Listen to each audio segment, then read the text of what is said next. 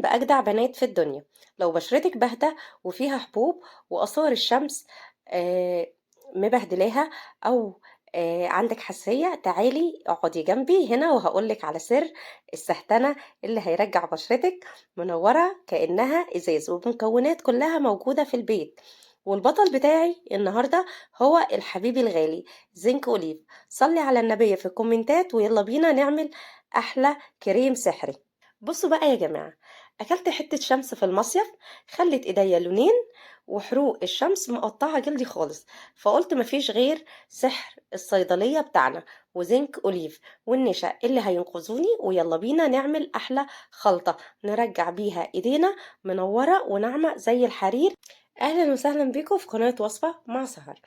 بس قبل ما نبدأ يلا ما تنسيش اللايك والشير وسبسكرايب للقناة وتفعيل الجرس عشان يوصلك مني كل جديد، وما تنسيش تصلي على النبي في الكومنتات.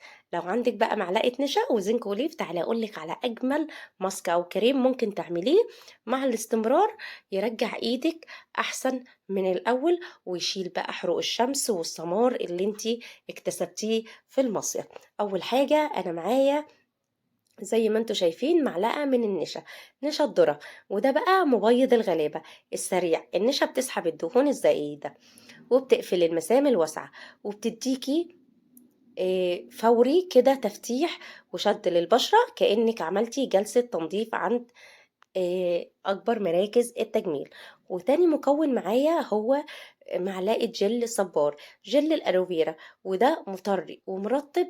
الجل ده تمام بيهدي أي التهاب أو احمرار وبيدي إحساس بالترطيب المنعش من غير ما يسيب أي تلزيق، وكمان بيساعد المكونات تدخل جوه الجلد بسرعة. دمجناهم مع بعض زي ما انتوا شايفين. بصوا الخليط بتاعي بقى كريمي وتحفة جدا لوحده، ده حكاية يعني. جل الصبار مع النشا ده لوحده حاجة تانية خالص. ما شاء الله اللهم بارك. هندمجهم كده مع بعض زي ما انتوا شايفين. بصوا القوام بتاعه بقى عامل ازاي. ونيجي بقى للبطل الأوحد أو البطل بتاعنا اللي هو سحر الصيدلية. معروف انه بيحارب الحبوب وبيعالج اي التهاب او احمرار، وبيعمل عازل يحمي البشرة من العوامل الخارجية، وبيفتح الاماكن الغامقة بطريقة رهيبة، وبينعم الجلد نعومة البيبي. زي ما انتوا شايفين انا خدت معلقة من زنك اوليف. الماسك ده او الكريم ده خطير جدا، لو استعملتوه بجد هيفرق معاكم كتير. زي ما انتوا شايفين دمجنا الخليط بتاعنا كويس جدا. ندمجهم كويس زي ما انتوا شايفين. وبعد كده هنضيف الإضافة اللي بعد كده معلقة من الرز أو مية الرز المركزة. لو مش عايزة تحطي الرز مباشر ممكن تنقعي الرز وتاخدي المية بتاعته بس تكون مركزة. سر جمال الكوريين، الرز غني بفيتامينات بتجدد خلايا الجلد وبتوحد لون البشرة وبتديكي لمعة ونضارة طبيعية، كأن وشك منور لوحده زي ما انتوا شايفين. طبعا انا لقيت الخليط بتاعي يعني مش كريمي، فزودت معلقة من جل الصبار. تمام. الكريم ده يا جماعة منقذ جدا، لاني انا كانت جاية ايدي محروقة جدا من المصيف.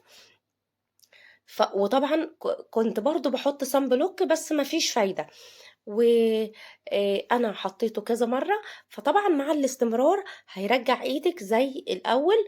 وهنشوف بعد كده الماسكات ان شاء الله اللي هنعملها تفتيح لحروق الشمس والمصايف. دمجناهم مع بعض زي ما انتوا شايفين. اللهم صل وسلم وبارك على سيدنا محمد. لو وصلت معايا لحد هنا يا ريت يا قمر ما تنسيش تصلي على النبي في الكومنتات. نيجي بقى مسك الختام اللي هو نقطتين من زيت الورد زي ما انتوا شايفين. زيت ورد نقي حلو جدا، ريحته تجنن، وكمان معروف بقدرته على تفتيح البقع الداكنة وبيقضي على آثار الحبوب وبيسيب الوش بلمعة صحية وناعم زي الحرير. دمجت الخمس نقط اللي انا حطيتهم زي ما انتم شايفين، دمجتهم. هنحط 5 نقط بس. تمام، ودمجتهم. اتفرجي بقى على ريحة وجمال الماسك بتاعنا تحفة جدا، والترطيب، وهيسيب ترطيب ونعومة، وعايزة اقولك هيسيب ملمس ناعم وتفتيح من اول استخدام. زي ما انتوا شايفين، بصوا ايدي بقى عاملة ازاي. هنبدأ بقى نرجع نهتم بيها عشان نضيع كل الحروق اللي حصلت لنا على بشرة نظيفة. هحط الماسك بتاعي من تلت ساعة لنص ساعة، انا هسيبه ينشف خالص. تمام، زي ما انتوا شايفين كده، وهنسيبه ينشف، وبعد كده طبعا نشطفه زي ما انتوا شايفين. انا بحاول ان انا اديله تدليكه كده، ادلكه على البشره عشان البشره كلها تتشربه زي ما انتوا شايفين. وطبعا باين فرق ايدي من الكف من فوق، فرق اللون باين. صراحه المصيف عمل معانا شغل.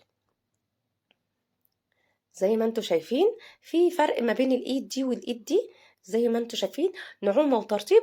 وطبعا هو مش هيفتحك من اول مرة، لازم الاستخدام كذا مرة بحيث ان انت ترجعي للونك الاصلي. ان شاء الله تكون الوصفة عجبتكم، واتمنى تجربوها وتقولوا لي رأيكم في التعليقات او كومنتات. واهم حاجة تصلي على النبي في الكومنتات. زي ما انتوا شايفين يا امارات، هتستفادي منه بمكونات كلها من مطبخك. واشوفكم في فيديو جديد. باي باي.